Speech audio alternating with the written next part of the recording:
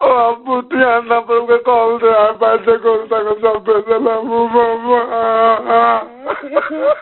চট্টগ্রামের ফিশারি ঘাট এলাকা থেকে অপহৃত একটি বোট ও ৩ জেলের প্রাণের বিনিময়ে ৬ লক্ষ টাকার মধ্যে ৩ লক্ষ টাকা দিয়েও মুক্তি মিলছে না ৩ জেলের। একদিন ২ দিন করে করে গত ৪ মাস হয়ে গেলেও ফিরে আসছে না জেলেরা। ও আব্বু তুই আন্না পড়বে কল দে আর বাইরে করে তাকে সব বেঁচে বাবা।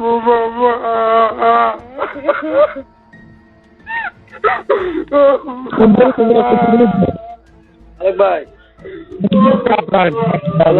এমনকি কিছুদিন পর পর এক একটা নির্মম নির্যাতনের অডিও পাঠিয়ে আরও শোক বাড়িয়ে দেওয়া হচ্ছে। ফলে তাদের পরিবারে বইছে কান্নার রোল।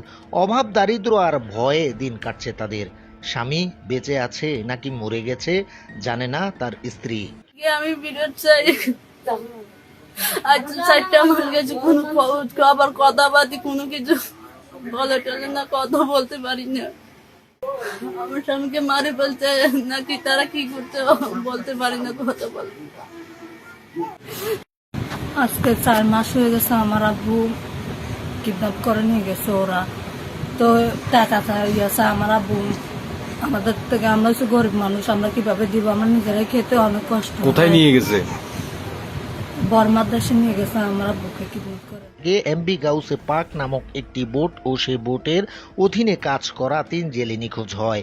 তখন অনেক খোঁজাখুঁজির পরও তাদের পাওয়া না গেলে হঠাৎ পরদিন একটা ফোন কলের মাধ্যমে খবর আসে তাদের অপহরণ করে আটকে রাখা হয়েছে। জেলেদের জীবন বাঁচাতে হলে দিতে হবে ১০ লক্ষ টাকা। পরে বোট মালিকের সাথে অত্র এলাকার কিছু লোক যোগাযোগ করে জানান ৬ লক্ষ মুক্তিপণ দিয়ে ছাড়ানো যাবে তাদের। কিন্তু ইতোমধ্যে ৩ লক্ষ টাকা দিলেও যোগাযোগকারীরা কোনো খোঁজ দিতে পারেননি বোট ও জেলেদের। আমার একটা অনুরোধ, আমি সরকারের কাছে বলছি, আমি প্রশাসন ভাইকে বলছি, আমার 3টা লোক মায়ের মাঝে 4টা মাস মারধর করতেছে, বেশি অত্যাচার করতেছে। 8 লাখ টাকা দেওয়ার পরও আমার বড় দেয় নাই, আমার মানুষগুলো সারে নাই।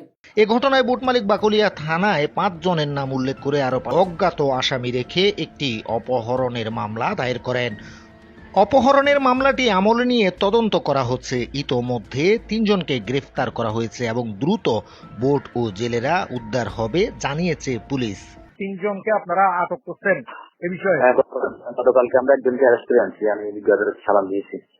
আচ্ছা, এখন কি ওই যে বোট আর সে 3 জনকে, যে 3 জন অপহৃত, চেষ্টা চলতেছে উদ্ধারের, আশা করি ইনশাল্লাহ উদ্ধার হবে।